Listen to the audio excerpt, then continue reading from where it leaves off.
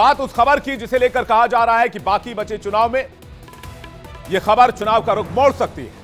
कांग्रेस नेता मणिशंकर अय्यर एक बार फिर से सामने आ चुके हैं। मणिशंकर अय्यर ने पाकिस्तानी प्रेम दिखाते हुए उसके परमाणु बम से डरने की बात कही, पाकिस्तान की इज्जत करने की बेतुकी सलाह दी, आतंकवाद फैलाने वाले पाकिस्तान से बातचीत करने का दबाव बनाने की कोशिश की, जिसके बाद अब यह चुनाव में एक सबसे बड़ा मुद्दा बन सकता है। सवाल वही है, 2014-2019 के बाद क्या कांग्रेस के बयानवीर 2024 में भी कांग्रेस की सियासी नैया डुबो देंगे? क्योंकि एटम बॉम्ब है,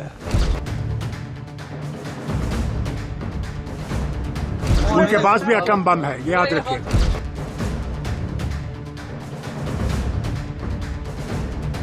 $55% is grabbed by government. On east look like Chinese, people on west look like Arab.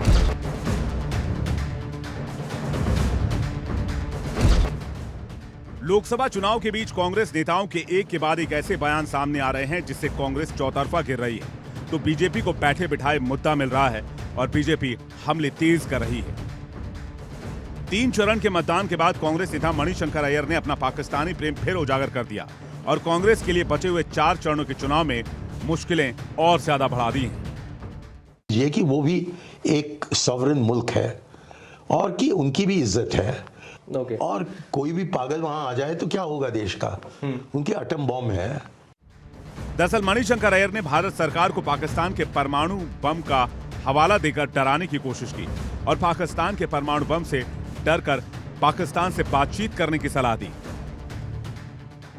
ये कि वो भी एक सॉवरेन मुल्क है और कि उनकी भी इज्जत है और उस इज्जत को कायम रखते हुए आप उनसे जितनी कड़ी बात करना चाहते हो करो, लेकिन बात तो करो। बंदूक को लेकर आप घूम रहे हो और उससे क्या हाल मिला? कुछ नहीं, तनाव बढ़ते जाता है। और कोई भी पागल वहां आ जाए तो क्या होगा देश का? उनके एटम बॉम्ब है। ये भी है। हाँ, हमारे पास है। ऐसा लगता है कि पाकिस्तान के प्रेम में डूबकर मणिशंकर अय्यर अपने देश से ज्यादा पाकिस्तान पर भरोसा करते हैं। उनके एटम बॉम्ब है। ये भी है।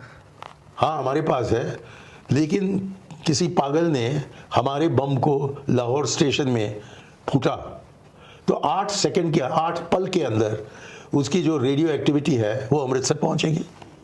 ये भी है, इतना पास तो में हम। ऐसे बम वगैरह रखकर आप उसको इस्तेमाल करने का रोको। तो हमें समझना चाहिए कि दुनिया का विश्व गुरु बनना हो तो ये जरूरी है दिखाने के लिए कि जितना भी तीव्र हो हमारा समस्या पाकिस्तान के साथ, उसका हल निकालने के लिए हम मेहनत कर रहे हैं। पिछले 10 साल से सारा मेहनत बंद है। कांग्रेस नेता मणिशंकर अय्यर के बिगड़े बोल वाले वीडियो वायरल हुए तो बीजेपी हमलावर हो गई और इसे कांग्रेस की पाकिस्तानी सोच का नतीजा बता दिया। ये कांग्रेस का खौफ, ये डर या फिर पाकिस्तान प्रेम, ये बार बार खुलकर आता है। और कांग्रेस के नेता रहते तो हिंदुस्तान में है, दिल पाकिस्तान में है। हम यही कहेंगे, दोगली नीति कांग्रेस छोड़े। हिंदुस्तान इतनी ताकतवर है कि कोई आंख दिखाएगा तो पाकिस्तान भूगोल में दिखाई नहीं देगा। आतंकी हमले जब जब होते हैं कांग्रेस पाकिस्तान को क्लीन चिट देता है। ये सिर्फ राजनीति के लिए, तुष्टीकरण की राजनीति के लिए किया जा रहा है। वहीं मणिशंकर अय्यर पर बीजेपी ने पलटवार करते हुए कहा कि नया भारत किसी से नहीं डरता है। देखिए, ये नया भारत है और ये नरेंद्र मोदी जी के नेतृत्व में आगे बढ़ने वाला, आगे चलने वाला भारत है। ये किसी से डरने वाला भारत नहीं है। और मणिशंकर अय्यर क्या चीज़ है जो भारत को डराने निकले हैं ये। लेकिन जो मणिशंकर अय्यर जो कह रहे हैं वो एक तरह से राहुल गांधी के कांग्रेस में उनका एक सोच है, उनका एक आइडियोलॉजी बन गया है। मणिशंकर अय्यर के पाकिस्तानी प्रेम के बाद बीजेपी तो हमलावर है ही, अब इस मुद्दे को भुनाने की कोशिश भी होगी, लेकिन कांग्रेस को इस मामले पर कुछ बोलते नहीं बन रहा है। हम समझते हैं कि भाजपा क्यों इस तरह से पुरानी टिप्पणियों को पुनर्जीवित कर रही है, क्योंकि श्री नरेंद्र मोदी की जो दैनिक गलतियां हैं प्रचार में और जो उनका डगमगाता प्रचार है, उससे भाजपा देश का ध्यान हटाना चाहती है। ये षड्यंत्र पूरा देश अच्छी तरह से समझता है। हर चुनाव में कांग्रेस के नेता कुछ ऐसे बयान देते हैं जिसकी वजह से कांग्रेस फंस जाती है।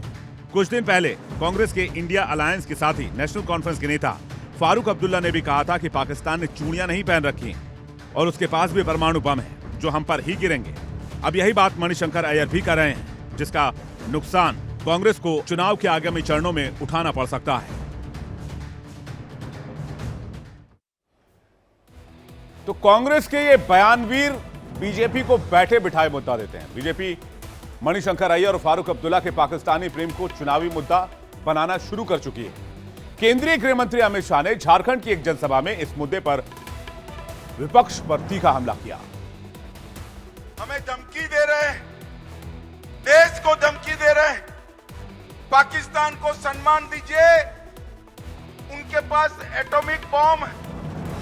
कुछ दिन पहले फारूक अब्दुल्ला इंडिया अलायंस के नेता कहते हैं कि पाक ऑक्यूपाई कश्मीर की बात मत करिए, पाकिस्तान के पास एटॉमिक बॉम्ब है।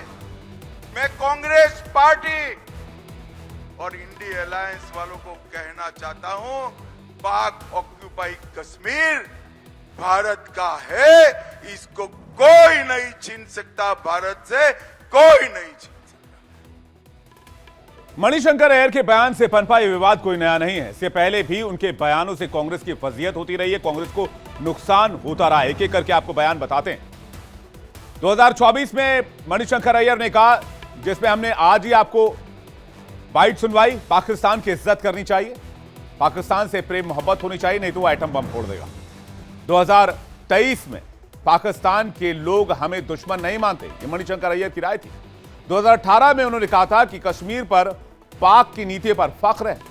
2019 में पीएम मोदी को अपमानजनक शब्द कहे, जिसके बाद लोकसभा चुनाव में बहुत बड़ा मुद्दा बन गया था और उसके बाद लोकसभा चुनाव में कांग्रेस को इसका बहुत बड़ा नुकसान उठाना पड़ा था। आपको याद होगा, बीजेपी ने रिकॉर्ड सीटें हासिल की थी।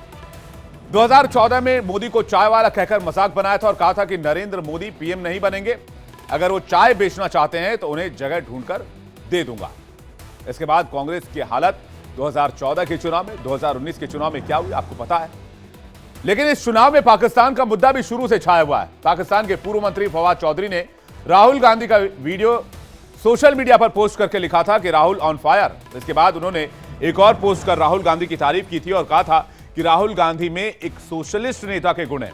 इसके बाद बीजेपी ने राहुल गांधी और कांग्रेस पर जमकर हमला बोला था। पीएम मोदी ने भी अपनी रैली में इसका जिक्र कर राहुल गांधी को शहजादा बताया था। रही है और वहां पाकिस्तान रो रहा है। कांग्रेस के लिए अब पाकिस्तानी नेता दुआ कर रहे हैं। शहजादे को प्रधानमंत्री बनाने के लिए पाकिस्तान उतावला है। इस लोकसभा के अलावा पिछले दोनों लोकसभा चुनाव में विवादित बयानों को शामिल करें, कांग्रेस के विवादित बयानों को शामिल करें तो कांग्रेस की सबसे ज्यादा फजीहत उन्हीं के नेताओं ने अनाप शनाप बयान देकर किया। और न सिर्फ फजीहत बल्कि बड़ा डेंट किया है, जिसका फायदा बीजेपी को हुआ। नतीजा 2014 के भी आपके सामने, 2019 के भी आपके सामने। इस चुनाव में मणिशंकर अय्यर के बयान का, सैम पित्रोदा के बयान का कितना असर होगा, ये 4 जून को पता चलेगा। फिलहाल इस पर कुछ नहीं कहा जा सकता है। लेकिन अगर इस चुनाव में बीजेपी लीड लेती है, बीजेपी आगे निकलती है, एनडीए आगे निकलती है, तो फिर इन नेताओं की जिम्मेदारी भी कांग्रेस को तय करनी होगी, जिनके बयान से कांग्रेस को नुकसान उठाना पड़ता है।